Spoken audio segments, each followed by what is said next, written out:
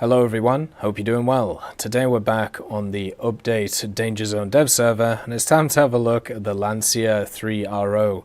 This is a very interesting Italian truck. It's a Lancia truck which has access to a 100mm gun from the First World War. And basically what they've done is they've put it on a mount and it fits perfectly on the truck and added a 8mm Breda machine gun. It kind of, I suppose, is the same idea as the Breda that we have in the game, the Breda 501, but more of a, I suppose, an earlier war version to be able to use the 100mm. Now, when it comes to protection on this vehicle, it doesn't exist. And the reason why I say that is, first of all, you're looking at 10mm around, 25 on the actual back of the truck itself, and also, at the same time, all of your crew is exposed.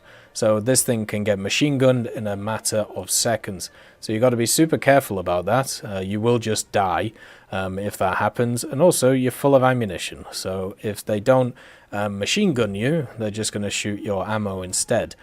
So you are definitely going to have to be the first one to get a shot off in this thing.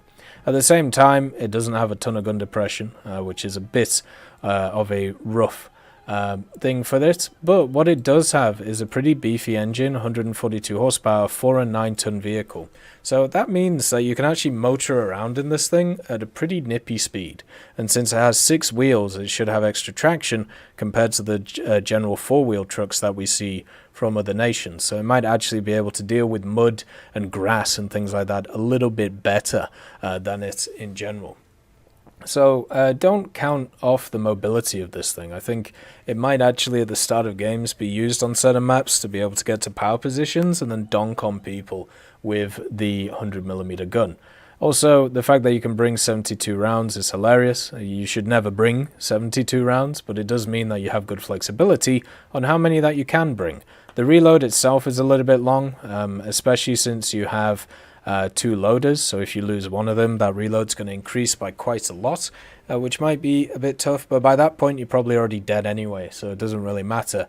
Since it's a completely open top vehicle, artillery is not going to be your friend, but you know who is going to be your friend? The DVLA.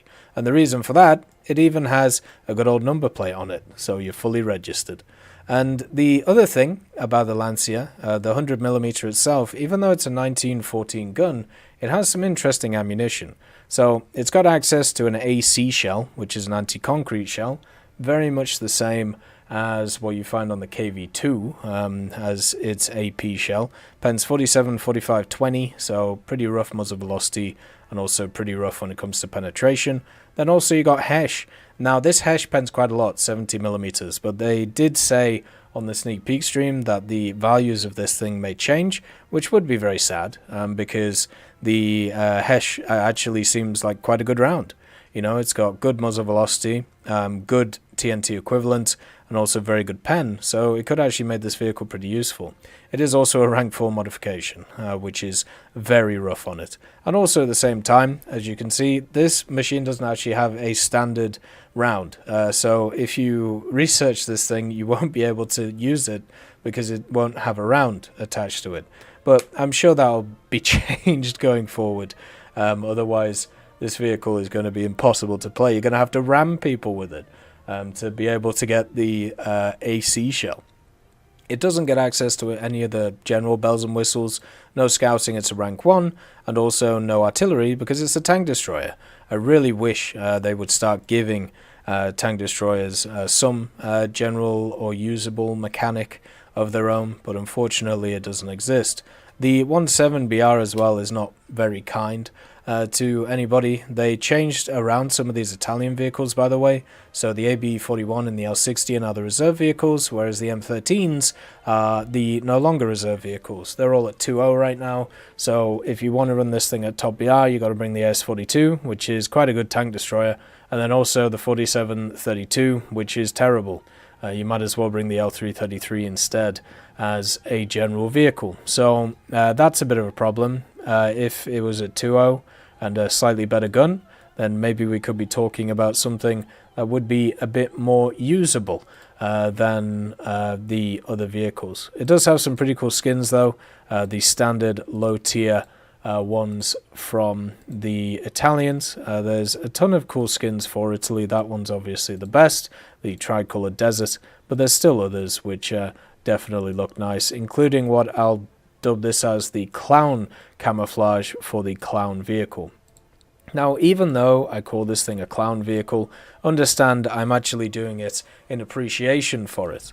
One of the things that I've enjoyed over the last little bit in War Thunder is playing some of these low-tier vehicles which don't really fit the meta of the game. It gives me personally something interesting to play and gives me something interesting to try out, which isn't just bog standard MBT at top tier. So I've been really enjoying these vehicles, and also this thing has something fantastic. As you can see, it has quite a recoil on its gun when you actually fire it, so I'm not sure if you'll be able to flip this thing, but I bet you somebody's going to try when it comes to a hill. And you can even change direction, no need for a steering wheel, even though you can see at the front, well, I don't know why the driving point is here, but you can see at the front, one of the cool little things, he actually moves his steering wheel around as he goes, which is a nice little touch. Even for this vehicle. Has a breader, so don't worry. If any planes come near you, you can breader them down and then realize the breader is a terrible machine gun. And then you can try and donk them with the big gun as they're moving about the place. Has beautiful shell ejection, and also has a bunch of Italians on it, which have some beautiful coats and also have some beautiful hats on in the form of helmets. I hope they add more of these vehicles.